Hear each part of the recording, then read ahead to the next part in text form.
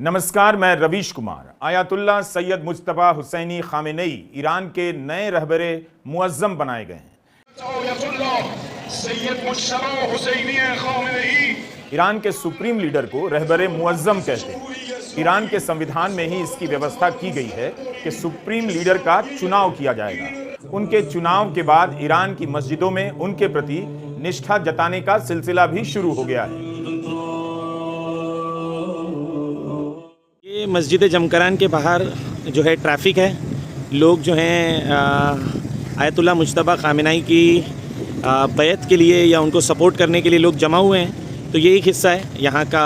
जो लोग आप देखें पार्किंग कितनी दूर तक है और ये लोग सारे लोग जो हैं चल के जा रहे हैं। सामने आपके मस्जिद जमकरान है, शियों की सबसे बड़ी मस्जिद। कुम शहर के मस्जिद जमकरान में भी लोगों ने नमाज के बाद उनके प्रति निष्ठा जताई। यह कुम की सबसे पवित्र मस्जिद है।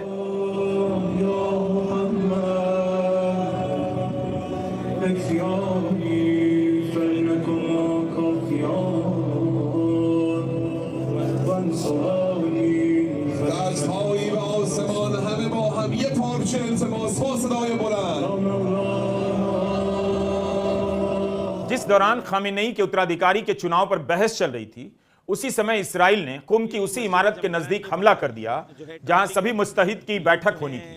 उस समय इमारत में कोई नहीं था और सुरक्षा कारणों से बैठक ऑनलाइन हो रही थी। ईरान के कई शहरों में उनके समर्थन में रैली निकलने की भी खबरें हैं। सरकारी मीडिया ने इसे लेकर कई वीडियो प्रकाशित किए हैं। बड़ी संख्या में लोग उनके प्रति निष्ठा जताने के लिए बाहर आ रहे हैं। Sayyid Mojtaba Hosseini Khamenei Ayatollah Ali Khamenei के बेटे हैं। आयतुल्लाह फ़क़ीह मुज्तहिद ईरान के बड़े धार्मिक नेताओं को कहते हैं। इनकी संख्या ईरान में बहुत है, मगर हर क्षेत्र के हिसाब से इनका भी चुनाव होता है। इन्हीं को मिलाकर असेंबली ऑफ एक्सपर्ट बनाई जाती है। इसमें 88 मुज्तहिद होते हैं, जिन्हें आयतुल्लाह फ़क़ीह भी कहते हैं। यही सुप्रीम लीडर यानी रहबरे मुअज्जम को चुनते हैं। ये मस्जिद मुक़द्दस है, जमकरान है, शियों की बड़ी मस्जिदों में से एक मस्जिद है। हम लोग कुम में हैं, ईरान में। आज यहाँ पर आयतुल्लाह मुज्तबा खामेनेई की जो लीडरशिप है उसको एक्सेप्ट किया गया है, सुप्रीम लीडरशिप। तो यहाँ पर हजारों की तादाद में लोग आए थे जिन्होंने बैत की और कहा कि हम मुज्तबा खामेनेई को ईरान का लीडर सपोर्ट करते हैं। ये पब्लिक का रिप्रेजेंटेशन एक इंपॉर्टेंट पैगाम देता है कि यहाँ पर एक शख्स नहीं है जो लीडरशिप पे आ जाता है, बल्कि उसे कंप्लीट पब्लिक का सपोर्ट हासिल होता है। हम आगे इसी वीडियो में इस पद के बारे में और भी कुछ बताएंगे, लेकिन उनके चुनाव से ईरान ने ट्रंप को एक तरह से चुनौती तो दी है कि ईरान अपने मामले खुद तय करेगा, अमेरिका की पसंद नापसंद के आधार पर नहीं। आयतुल्लाह खामेनेई की शहादत के बाद ट्रंप ने कहा था, अगर उनकी इजाजत के बगैर नए सुप्रीम लीडर का चुनाव हुआ तो उसे मार देंगे। ईरान ने कहा कि जब तक खामेनेई की शहादत का इंतकाम नहीं लिया जाएगा, तब तक ईरान जंग से पीछे नहीं हटेगा। शुक्रवार को ट्रंप ने CNN से कहा कि ईरान का नेतृत्व खत्म कर दिया गया है। अब वे ऐसी लीडरशिप चाहते हैं जो अमेरिका और इसराइल का सम्मान करे, भले वह धार्मिक नेता हो, लोकतांत्रिक ना हो, क्योंकि धार्मिक नेता फैंटास्टिक होते हैं, ये ट्रंप कह रहे हैं। दो बार ट्रंप धमकी दे चुके हैं कि अगर अमेरिका की मर्जी के खिलाफ आयतुल्लाह का चुनाव हुआ तो उन्हें मार दिया जाएगा। नेतन्याहू दशकों से ईरान में तख्ता पलट की बातें कर रहे हैं। ट्रंप आयतुल्लाह के खिलाफ बयान देते रहे हैं। अगर अमेरिका ने सोचा था कि खामेनेई की मौत के बाद ईरान घुटने टेक देगा, वहां सत्ता बदल जाएगी, तो ईरान ने उन्हें गलत साबित कर दिया। फॉक्स न्यूज के एक एंकर ने अपने कार्यक्रम में कहा है कि जब उसने ट्रंप से फोन पर इस बारे में पूछा तो ट्रंप ने कहा वे खुश नहीं हैं। अमेरिका और इसराइल के हमले के कई कारण बताए जा रहे हैं। एक कारण रेजिम चेंज भी है। ट्रंप रहबरे मुअज्जम मुज्तबा खामेनेई को कैसे बर्दाश्त करेंगे? 2019 में अमेरिका ने उन पर भी प्रतिबंध लगा दिया था, क्योंकि वे बिना किसी आधिकारिक नियुक्ति के अपने पिता का प्रतिनिधित्व करने लगे थे। ट्रंप चाह रहे थे कि उनसे पूछकर नए सुप्रीम लीडर का चुनाव हो, लेकिन ईरान की संसद के स्पीकर ने उनका मजाक उड़ाते हुए कहा कि जेफरी एप्स्टीन का गैंग चुनाव नहीं करेगा। ईरान का भाग्य किसी की जिंदगी से ज्यादा कीमती है, इसका फैसला ईरान करेगा। ईरान में सुप्रीम लीडर का पद कई सालों से राजनीतिक हत्या के साए में रहा है। कुछ हफ्ते पहले खबर आने लगी कि खामेनेई अपनी जान बचाने के लिए मॉस्को भाग गए, लेकिन उनकी हत्या उनके दफ्तर में हुई और सारी खबरें गलत साबित हुई। तब भी पिछले कुछ महीनों में इसे लेकर ज्यादा दिलचस्पी रही है कि खामेनेई के बाद इस पद पर कौन बैठेगा। जब वे जिंदा थे तब से चर्चा शुरू हो चुकी थी। मुज्तबा खामेनेई का चुनाव ट्रंप को रास नहीं आएगा। ट्रंप इसी फिराक में थे कि ईरान में भी वेनेजुएला की तरह कुछ हो जाए, कहने लगे कि वेनेजुएला की तरह ईरान में भी सब कुछ आसानी से होगा। लेकिन खामेनेई की शहादत के बाद उनके बेटे को इस मुकाम पर बिठाकर ईरान ने ट्रंप को भी निजी रूप से चुनौती दी है।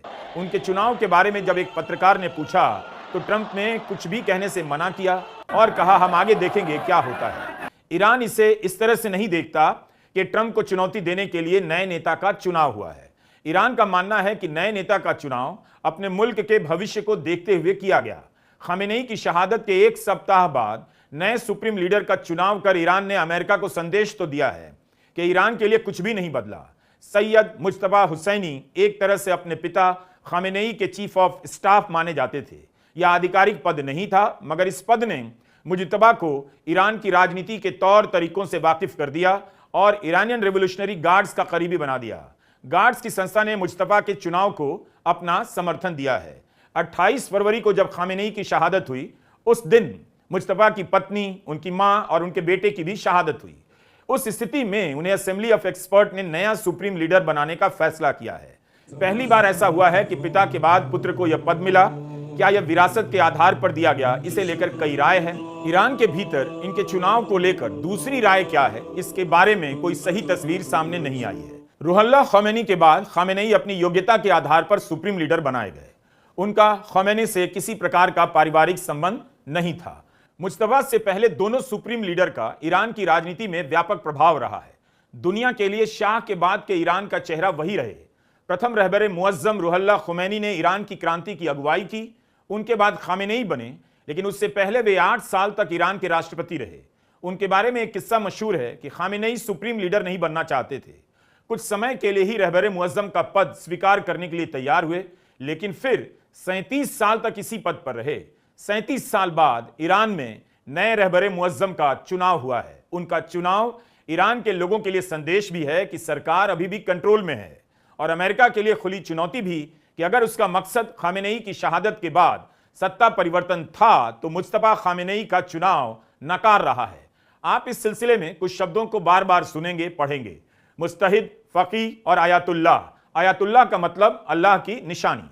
वली फकी अरबी का शब्द है, मतलब जो इस्लामिक कानून का संरक्षक है, अभिभावक है। मुस्तहिद वह होता है जो इस्लामिक कानून का विद्वान माना जाता है, जिसने जीवन के कई साल इस्लामिक कानून, दर्शन, जुबान और अन्य चीजों का गहन अध्ययन किया हो। उसे एक संपूर्ण धार्मिक विद्वान के रूप में देखा जाता है, जो कुरान, हदीस और आज के हालात के हिसाब से इस्लामिक कानून की व्याख्या करने की योग्यता रखता है। क्या सभी मुस्तहिद सुप्रीम लीडर बनने की योग्यता रखते हैं? माना जाता है कि सुप्रीम लीडर वही होगा जो सभी मुस्तहिद में सर्वश्रेष्ठ होगा। मुस्तहिद की क्वालिटी तो होनी ही चाहिए, साथ ही उसके अंदर और भी क्वालिटी होनी चाहिए जो बाकी मुस्तहिद से अलग करती हो। उसके भीतर बसीरत होनी चाहिए, यानी राजनीतिक इंसाइट, समझदारी होनी चाहिए। वह जमान शनास होना चाहिए, मतलब जिस दुनिया में वह जिंदा है उसके हालात की पूरी खबर हो, जमान को पहचानने की समझ रखता है। इसके अलावा वह शुजात होना चाहिए, यानी बहादुर होना चाहिए, और मुदब्बिर होना चाहिए, यानी उसके भीतर योजना और रणनीति बनाने की योग्यता भरपूर होनी चाहिए। यह कुछ क्वालिटी हैं जिसके आधार पर मुस्तहिद में से किसी एक को रहबर मुअज्जम चुना जाता है, क्योंकि उसे धार्मिक मामलों में फैसले देने के अलावा धार्मिक कानून के हिसाब से देश भी चलाना है, और देश चलाते वक्त उसका सामना दुनिया की अलग अलग चुनौतियों से भी होगा। कोई भी जबरन हाकिम नहीं बन सकता, उसे इसी प्रक्रिया से इस पद पर पहुंचना होगा। हर 4-5 साल पर उसकी योग्यता और काम की समीक्षा होगी, सेवा विस्तार दिया जाएगा। मगर सुप्रीम लीडर का कार्यकाल फिक्स नहीं होता है। शिया कानून के नजरिए से वली फकी यानी सुप्रीम लीडर उसे माना जाता है जो शिया मजहब के 12वें इमाम मेहदी की गैबत में, यानी उनकी गैर हाजिरी में, इस्लामिक हुकूमत की बागडोर संभालने के लिए सबसे योग्य माना जाता है। जाहिर सी बात है कि हम शिया मजहब के विद्वान नहीं हैं, लेकिन बार बार रहबर मुअज्जम, आयातुल्लाह, मुस्तहिद की चर्चा सुनकर हमने प्रोफेसर जमीर से पूछा तो उन्होंने बताया बहुत कुछ, लेकिन हमने उसका कुछ ही हिस्सा बताया। तो ईरान में जो सुप्रीम लीडर होता है वह धार्मिक मामलों में भी सुप्रीम होता है, संवैधानिक मामलों में भी, और सेना का भी सुप्रीम कमांडर होता है। लेकिन उनके चुनाव में अप्रत्यक्ष रूप से जनता का भी रोल होता है, क्योंकि मुस्तहिद की जो असेंबली सुप्रीम लीडर का चुनाव करती है, उस असेंबली के सदस्यों का चुनाव जनता करती है। अब सवाल यह है कि ईरान का जो सिस्टम है, उस सिस्टम से जो भी नेता निकल कर आएगा उसकी हत्या कर दी जाती है। तब फिर बातचीत या नए बदलाव की बात का क्या मतलब है? क्या अमेरिका यह चाहता है कि ईरान उसका संविधान लागू कर ले? मुस्तफा के बारे में ईरान के लोग भी काफी कम जानते हैं। उन्होंने सार्वजनिक मंच पर बहुत कम भाषण दिए हैं। मुस्तफा कभी किसी सार्वजनिक पद के लिए चुनाव नहीं लड़े। पिता के साथ साथ काम करने की वजह से ईरान की राजनीति पर उनकी पकड़ मजबूत रही और अंतर्राष्ट्रीय राजनीति के बड़े खिलाड़ी भी उनसे अनजान नहीं रहे। खामेनेई की हत्या से 1 महीना पहले ब्लूमबर्ग ने उनके बेटे मुस्तफा पर एक प्रोफाइल की और दावा किया कि मुस्तफा खामेनेई अपने पिता के उत्तराधिकारी हो सकते हैं। लेकिन बहुत कम लोगों को पता है कि मुस्तफा निवेश के लंबे चौड़े कारोबार का संचालन करते हैं। सूत्रों और खोजी जानकारी के हवाले से लिखी गई इस रिपोर्ट में दावा किया गया है कि मुस्तफा अपने नाम से संपत्ति खरीदने से बचते हैं, लेकिन कई प्रकार की डील में शामिल रहते हैं। पर्शियन गल्फ में शिपिंग से लेकर स्विस बैंक अकाउंट और ब्रिटेन में लग्जरी प्रॉपर्टी का जिक्र किया गया है। इस रिपोर्ट के अनुसार मुस्तफा 138 मिलियन डॉलर से अधिक के मालिक हैं। लिखा है वे कई तरह की इकाइयों का संचालन करते हैं जिनकी मदद से फंड्स की लेन देन करते हैं और अमेरिका के प्रतिबंधों के बावजूद पश्चिम के बाजारों में निवेश करते रहे। कुछ अनुमानों के हिसाब से उनकी संपत्ति अरबों डॉलर की हो सकती है। यह ब्लूमबर्ग की रिपोर्ट है। ईरान को लेकर पश्चिमी मीडिया की रिपोर्ट से सावधान भी रहना चाहिए। अगर सैयद मुस्तफा हुसैनी खामेनेई अरबों डॉलर का निवेश कर रहे थे, तब अमेरिका क्या कर रहा था उसे पता नहीं चला। ईरान पर दशकों से प्रतिबंध हैं। क्या मुमकिन है कि सैयद मुस्तफा हुसैनी खामेनेई अरबों डॉलर का निवेश कर रहे हैं, वो भी ईरान से बाहर, और पैसे भी कमा रहे हैं? खामेनेई की हत्या के बाद ईरान में उनके प्रति समर्थन जताने का सिलसिला शुरू हो गया। कई जानकारों ने कहा अमेरिका ने बड़ी गलती कर दी। अमेरिका को शिया मजहब में शहादत के असर का अंदाजा नहीं। जिस ईरान की जनता खामेनेई से नाराज थी, उन्हें लेकर गुस्से में थी, उनके खिलाफ प्रदर्शन कर रही थी, उस जनता को भी मजबूर कर दिया अमेरिका ने कि ईरान के साथ खड़ी हो जाए। 28 फरवरी के पहले पश्चिमी मीडिया में यही सब खबरें चल रही थी कि ईरान की जनता खामेनेई के दमन का सामना कर रही है, उनकी निरंकुश सरकार का विरोध कर रही है। महिलाओं के बारे में खामेनेई का रिकॉर्ड बहुत खराब बताया जा रहा था, मगर उनकी हत्या के बाद से सारे सवाल पीछे चले गए।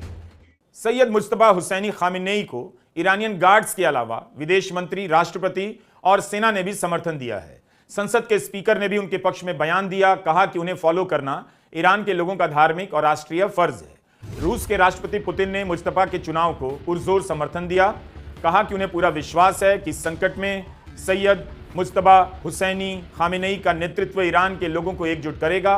वे अपने पिता के काम को सम्मान के साथ पूरा करेंगे। खामेनेई की हत्या के बाद ट्रंप ने कहा था कि हमले में नेतृत्व की अगली 3-4 लीडरशिप को भी मार दिया गया है, लेकिन 10 दिन भी नहीं हुए ईरान ने अपने सुप्रीम लीडर का ऐलान कर दिया। यह दावा किया जा सकता है कि सैयद मुस्तफा हुसैनी खामेनेई का चुनाव परिवारवाद के आधार पर नहीं हुआ, लेकिन यह सवाल पूछा जाता रहेगा। ईरान में इस्लामिक क्रांति का आधार यही था, वंशवाद नहीं चलेगा। शाह के परिवारों के खिलाफ बगावत हुई। मुस्तफा के पिता पूर्व सुप्रीम लीडर अली खामेनेई भी परिवारवाद के खिलाफ बोलते रहे। न्यूयॉर्क टाइम्स में सैयद मुस्तफा हुसैनी खामेनेई की प्रोफाइल छपी है। यह प्रोफाइल भी सूत्रों के हवाले से लिखी गई है कि खामेनेई ने अपनी मौत से पहले अपने करीबी सलाहकारों से कहा कि वे अपने बेटे को सुप्रीम लीडर नहीं बनाना चाहते थे, क्योंकि वे नहीं चाहते कि यह पद खानदानी हो जाए। मगर अखबार के अनुसार सैयद मुस्तफा हुसैनी खामेनेई के चुनाव के दौरान जो बातचीत चल रही थी, उस समय एक राय यह भी आई कि खामेनेई के बेटे का चुनाव उनकी शहादत और विरासत का सम्मान होगा। ईरान के सुप्रीम लीडर के बारे में अमेरिकी मीडिया की जानकारी काल्पनिक भी हो सकती है, लेकिन उनकी दिलचस्पी होती बहुत है। इसी दिलचस्पी को देखकर आप एक सवाल पश्चिमी मीडिया से कर सकते हैं कि मिनाब के स्कूल पर बम गिराकर 165 बच्चियों को मार दिया गया, उसमें अमेरिकी मीडिया और नेताओं ने दिलचस्पी क्यों नहीं दिखाई। नमस्कार, मैं रवीश कुमार।